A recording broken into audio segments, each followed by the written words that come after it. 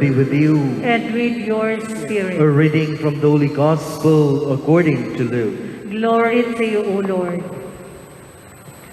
While the crowd was pressing in on Jesus and listening to the word of God, he was standing by the lake of Gennesaret. He saw two boats there alongside the lake. The fishermen had disembarked and were washing their nets. Getting into one of the boats, the one belonging to Simon, he asked him to put out a short distance from the shore. Then he sat down and taught the crowds from the boat. After he had finished speaking, he said to Simon, "Put out into the deep water and lower your nets for a catch."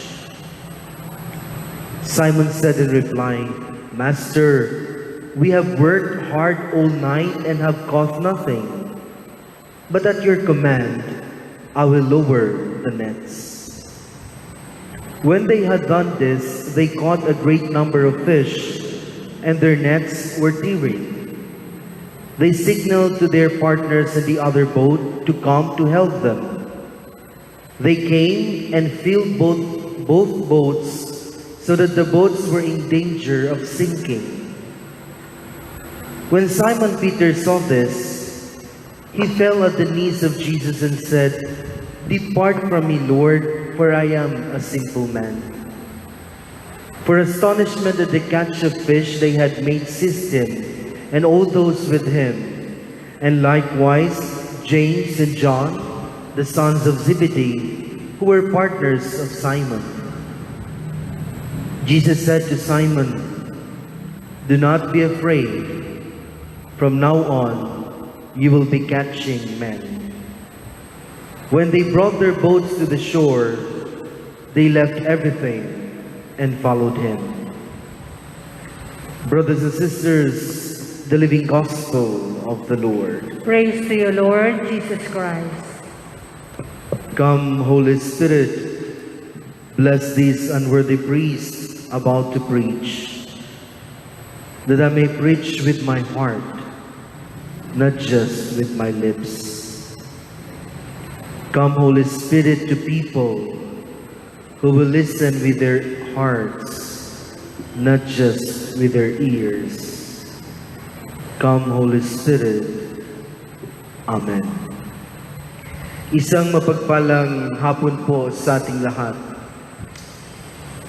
Isa sa struggles ng tao ay ang obedience. Mahirap. At sa formation, sa seminary, isa sa binibigyang pansin sa paghuhubog ng formans ay yung obedience. Obediare. To obey is to listen. Bakit nga ba isa sa struggles ng tao ang pagsunod? Kasi hirap tayong makinig. Dumarating sa pagkakataon, ang gusto nating marinig ay yung gusto lang nating pakinggan. And the rest of the story, hindi na natin pinapakinggan. Pagsunod, obedience, pagsunod, o isa pang Tagalog word ay pagtalima. Pagtalima sa inuutos o sa batas. Pagtalima sa kalooban ng Diyos. At pinakita yan sa atin, isa sa magandang modelo ng pagtalima sa kalooban ng Diyos, ang ating mahal na ina. At syempre, ang ating pong Jesus. Bakit nga ba dumarating sa punto na tayo ay hirap tumalima sa utos o sa batas? Sa aking pagninilay, hirap tayo dahil sa pride. Number 1. At kapag may pride tayo, hirap tayong magpakumbaba. Kaya hirap tayong tumalima. Minsan, we have that tendency to question the credibility of the person na nagbibigay sa atin ng utos o nagbibigay sa atin ng batas. Nung ako po ay seminarista pa lamang, kapag merong sinasabi sa akin yung kapwa seminarista ko, sasabihin ko, deep inside me, oh, look who's talking. Kapag sinabi niya, oh, dapat ikaw maglinis, hindi mo ginagawa. Deep inside me, nandun yung pride, look who's talking. Ang galing niyang manita, ang galing magsabi, pero hindi niya nakikita yung sarili niya. At some point, mga kapatid, may ganoon tayong tendency sa ating buhay. Minsan din, yung pride na meron tayo, dinadala tayo sa isang pedestal na napakataas. Sa sobrang taas nito, akala natin kung sino na tayo.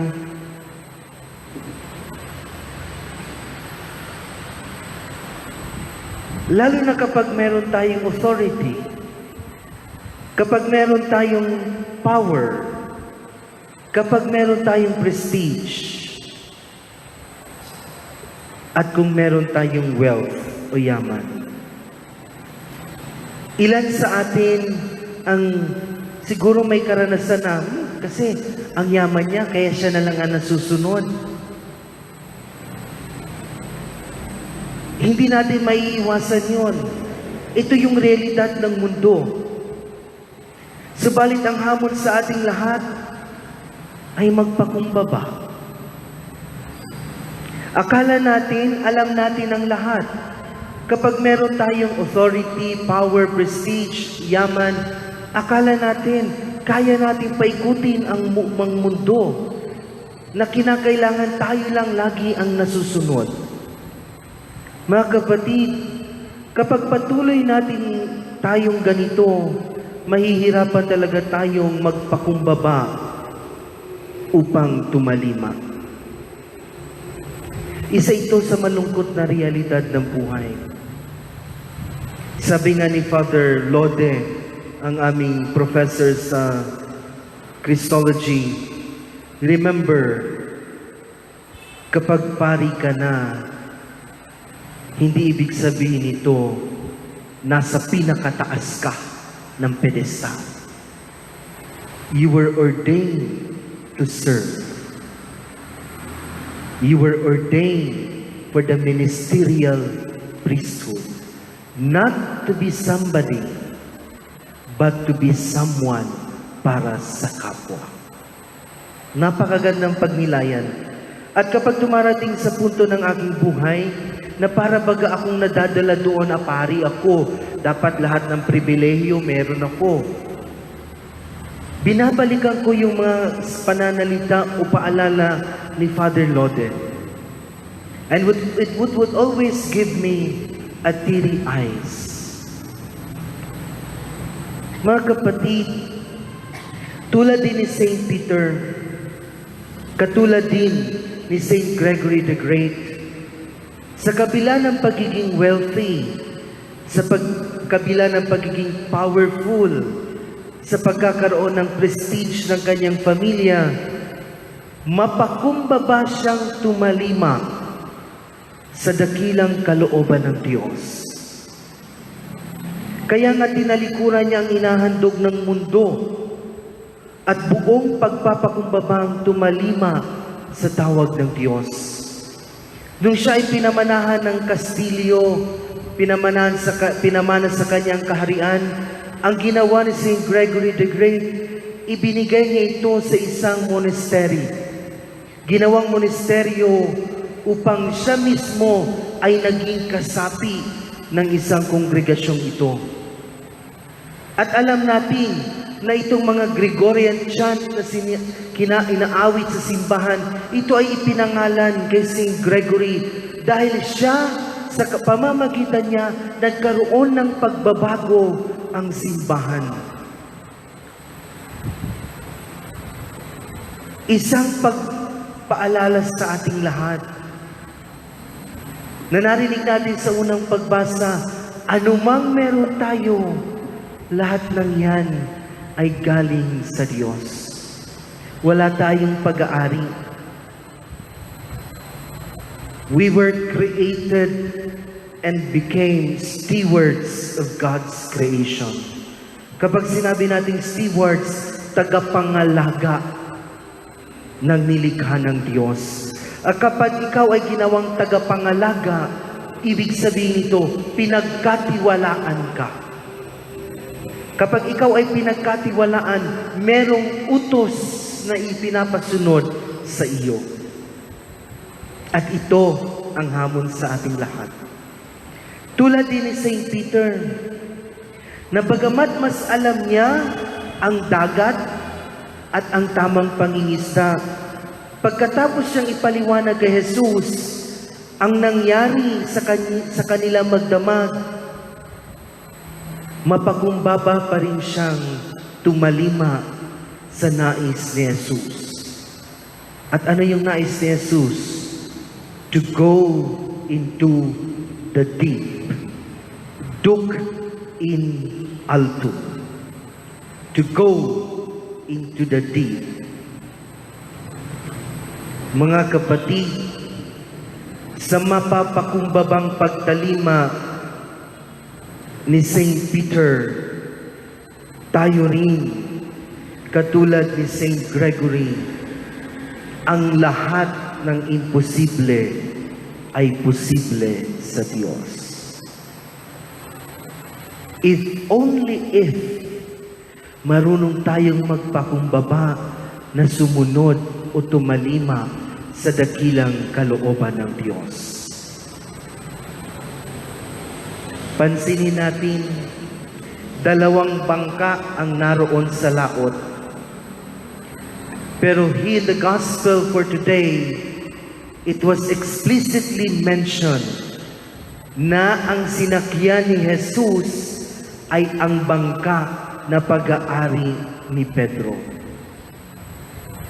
Sa simula pa lang, meron ng kalooban ang Diyos kay Pedro. At sa simula pa lang ng kwento ng ating buhay, merong kalooban ang Diyos sa atin. Tayo rin ay inaanyayahan na magpakumbabang tumalima sa dakilang kalooban ng Diyos sa pamamagitan ni Jesus sa Eucharistia. Walang iba. Tayo rin ay pinapaalalahanan ng ating inang simbahan na isa sa pagtalima natin sa kalooban ng Diyos ay ang ating pangangalaga at pagmamalasakit sa inang kalikasan. Remember, we are stewards of God's creation. Tagapangalaga tayo ng nilikha ng Diyos.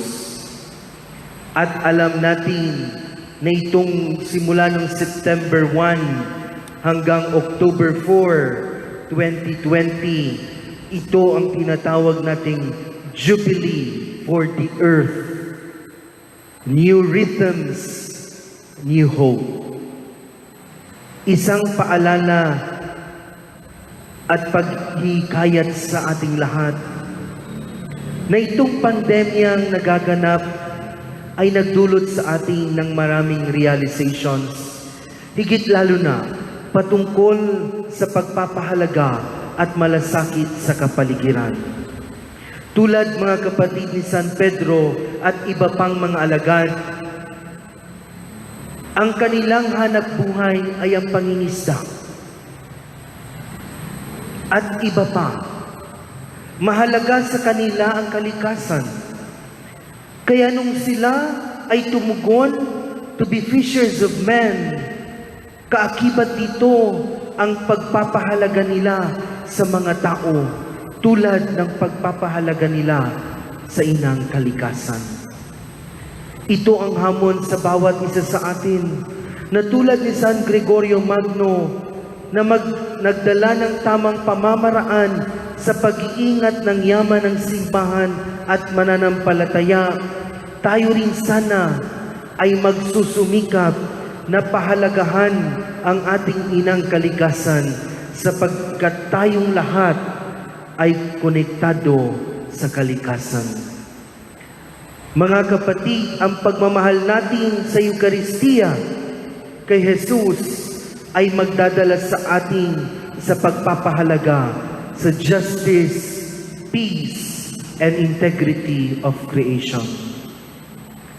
Ikaw at ako magsumikap na magpakumbaba upang tumalima sa dakilang kalooban ng Diyos, lalo na ngayong panahon ng pandemya. Mga kapatid, let us turn our eyes of faith to our beloved Divino Rostro to help us humble ourselves to obedient to the will of our Heavenly Father, like Saint Gregory the Great and Saint Peter, to go into the deep of our faith in action. In the name of the Father, and of the Son, and of the Holy Spirit. Amen.